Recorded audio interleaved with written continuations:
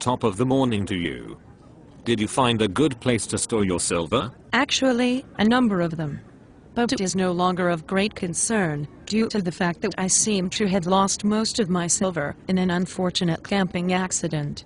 And the rest I have apparently misplaced. Oh, how tragic. I hope you recover them someday. I doubt you were planning to sell them anytime soon anyway. No. In fact, I wasn't. But I did want to ask you about that. At what price should I think about selling my silver? Are you referring to dollar price? Yes. There is no dollar price you should consider selling your silver for, even $10 billion an ounce. What? You have got to be kidding me. You would not sell your silver for $10 billion an ounce. No.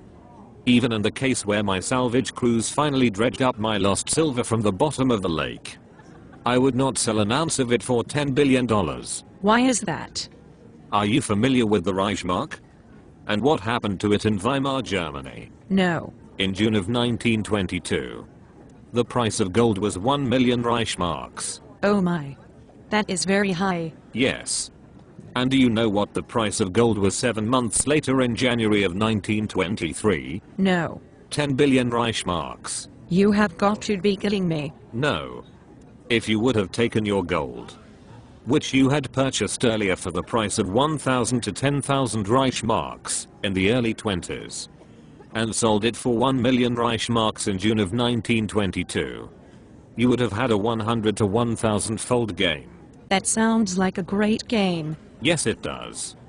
But you remember that the price of gold in Reichsmarks in January of 1923 was 10 billion per ounce? Yes. So if you had sold your gold in June of 1922 for a 1,000-fold gain, by January of 1923 you would have lost 99.9% of your money. So you would have been completely wiped out. Yes. Even though you were correct in buying gold in the early 1920s. Yes. And even though you had made a gain of 100,000% in Reichsmarks, if you would have sold it then, you would have been completely wiped out. Yes. So if I don't want to sell my silver for any price denominated in dollars, then when do I sell it? Well, since the dollar is going to zero, like every other fiat currency that has ever existed, you will have to wait to see what replaces it. Oh, I see. Yes. Because the Ben Bernanke has now painted himself into a corner. So he has no choice but to hyper-inflate the currency to complete worthlessness. And what currency will replace the dollar? At this point, no one knows. Except for perhaps some Illuminati banksters. And they aren't talking. But can't I trade my silver for dollars very quickly to buy something else? Yes. You could try to do that. But you will need to be extremely nimble. And I would recommend only using a small percentage of your silver. Right. So if I decided to do that during the hyperinflation, what should I trade my inflated dollars for?